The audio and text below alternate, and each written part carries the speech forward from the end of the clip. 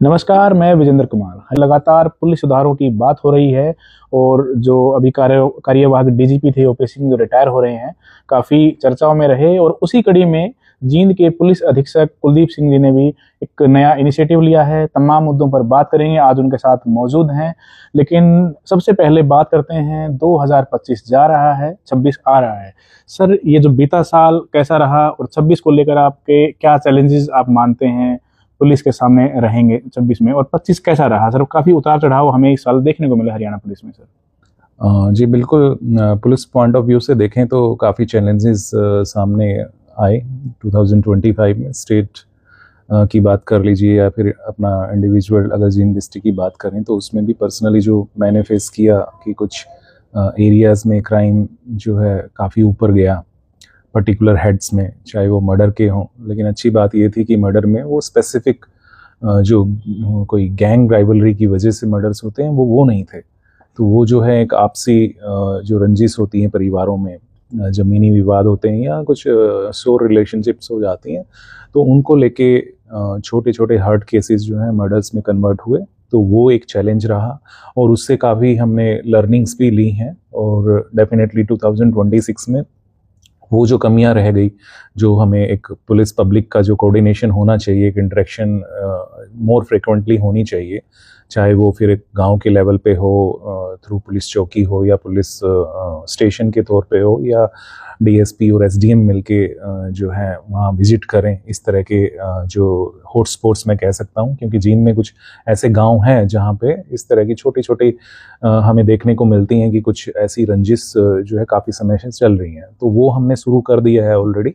And come से कम इस angle पे जो मर्डर्स पीछे हुए हैं तो वो हम ये चाहेंगे कि कम से कम 50 to 60% उसमें रिडक्शन आने वाले 2026 में देखने को मिले। इसके अलावा भी जो एक पूरे स्टेट की बात करते हुए एक जो पॉलिसी फ्रेमवर्क तैयार करने की कोशिश की जा रही है कि स्टेट के जो चैलेंजेस हैं, डेफिनेटली वो डिस्ट्रिक्ट्स के भी रहते हैं, कि जैसे नशा का जो एक प्रॉब्लम हमें फेस करने को मिल रहा है।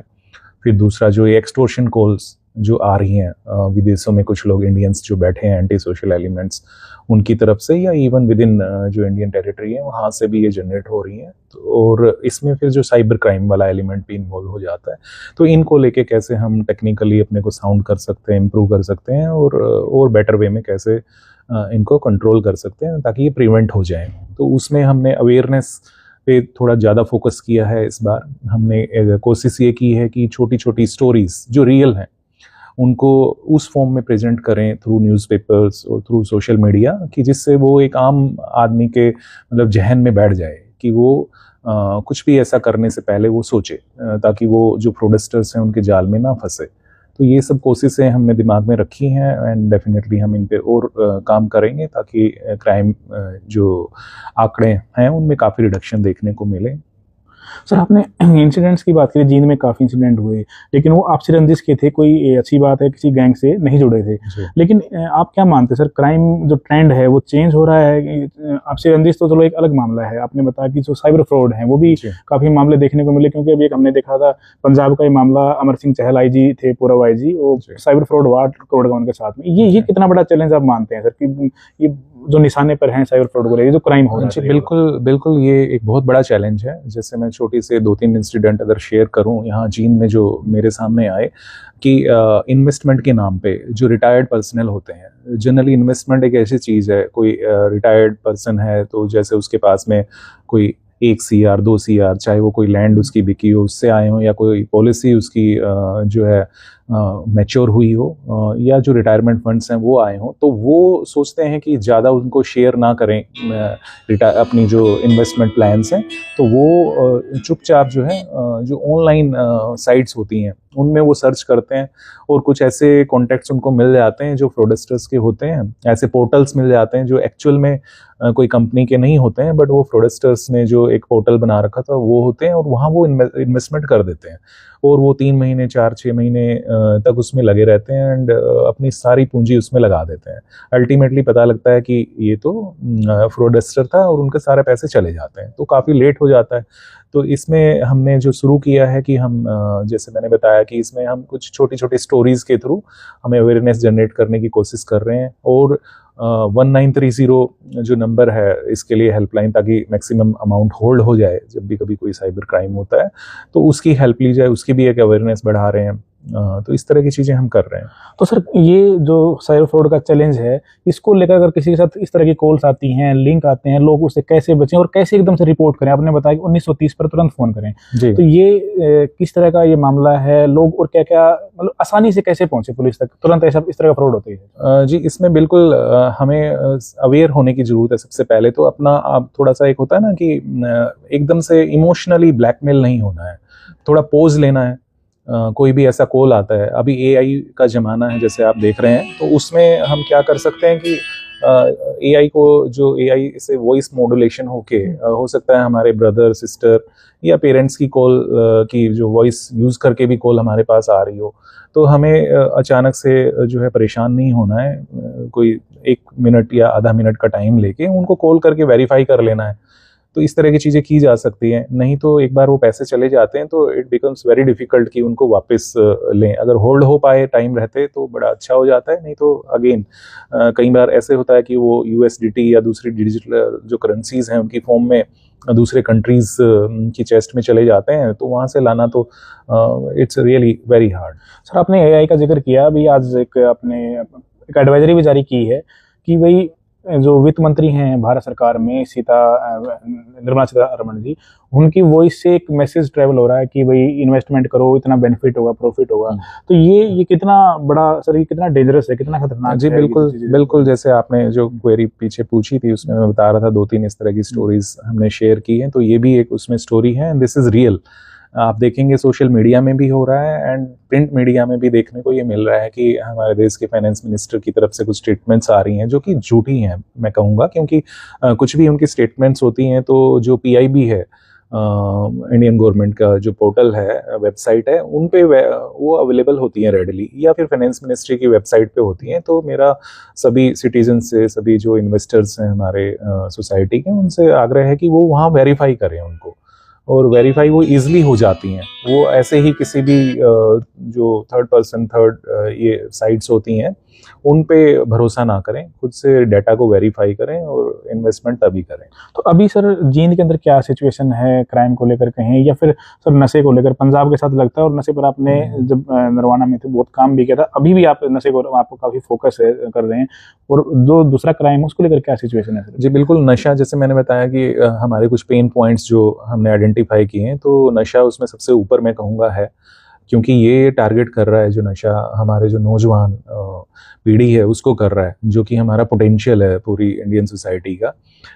वो एक प्रोडक्टिव एरिया है हमारा, तो उस पर ये सीधा डायरेक्ट जो है अटैक कर रहा है, और वो जो हमारा सोसाइटी का पार्ट है वो बिल्कुल ख़राब हो जा रहा है इससे।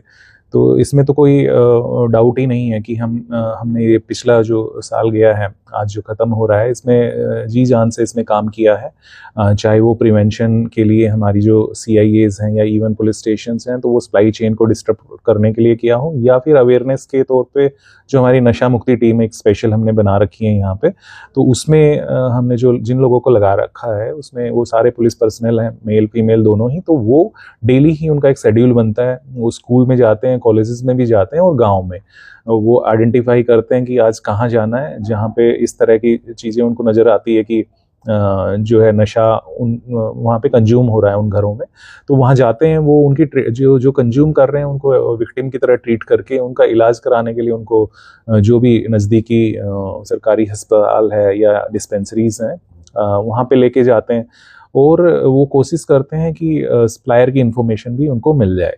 तो इसमें मुझे तो बड़ा सेटिस्फेक्शन इसमें देखने को मिला कि हम इसमें अवेयरनेस की अगर मैं बात करूं तो काफ़ी अच्छी एक जागरूकता लाने में कामयाबी मिली है। और कुछ एरियाज़ का अगर मैं नाम लूं तो जैसे लोचप गांव है, सदर जींद में पड़ता है, बूढ़ा बाबा बस्ती है, एक चमेला कॉलोनी है, तो वहाँ हमने रैंडम रेड्स भी किए ताकि पब्लिक में कॉन्फिडेंस भी आए। वहाँ जो अननोन पर्सन्स जो मिलते हैं, जो बाहर के होते हैं, कोई पड़ोसी स्टेट से या पड़ोसी गाँवों से कहीं से आते हैं, डेफिनेटली वो कहीं ना कहीं ये समझ में आता है कि वहाँ नशा खरीदने के लिए आए हैं, तो वो डिसरप्शन करने में भी हमें काफ़ी कामयाबी मिली है।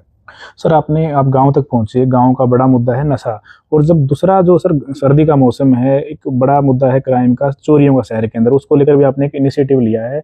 क्या जरूरत पड़ी सर कि आपने कहा कि अगर कोई कई दिनों के लिए घर से बाहर जाता है तो वो पुलिस को इन्फॉर्म करे मौखिक तौर पर, ओरली की, ताकि पुलिस वहां पर राइड जो है गश्त बढ़ाई जा सके, सुरक्षा हो सके, ये क्यों जरूरत महसूस हुई सर? जी, मैंने इसमें जो देखा, ये मुझे ऐसा फील हुआ कि जनरली हम जब क्राइम हो जाता है तो उसके डिटेक्शन में लग जाते हैं, प्रिवेंशन में थोड़ा कहीं ना कहीं कम काम हो रहा था। जहाँ तक चोरियों की जो वारदातें अपने सिटी एरिया में हो रही थी, उसमें जो ट्रेंड देखने को मिला वो यही था कि कोई आदमी अपना पूरी फैमिली लेके कोई शादी अटेंड करने पड़ोसी डिस्ट्रिक्ट में चला गया या स्टेट चला गया, तो कहीं ना कहीं जो चोर जो होते हैं उनको आइडिया लग जाता है, वो कहीं ना कहीं किसी तरह के काम में इन्वॉल्व होते हैं आसपास, और उनको पता होता है कि आज ये घर में कोई नहीं है, तो जो जाते हैं वो किसी को खबर करके जाते नहीं हैं, या उनका कोई वहाँ पे कोई गेट कीपर या कोई गार्ड सिस्टम ऐसा होता नहीं है।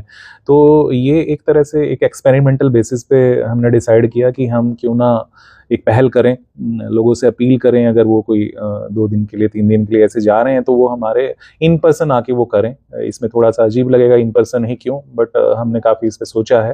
तो इन पर्सन आके अगर वो बताएंगे हमें कि इस तरह का, तो हम थोड़ा और ज़्यादा गंभीरता से उस एरिया में या उस घर के आसपास जो टाइम शेड्यूल एक बना के जो है उस पर निगरानी करने का अपनी टीम्स के थ्रू कोशिश करेंगे, ताकि इसमें कहीं ना कहीं एक अंकुश लगे जो बर्गलरीज होती हैं रात में।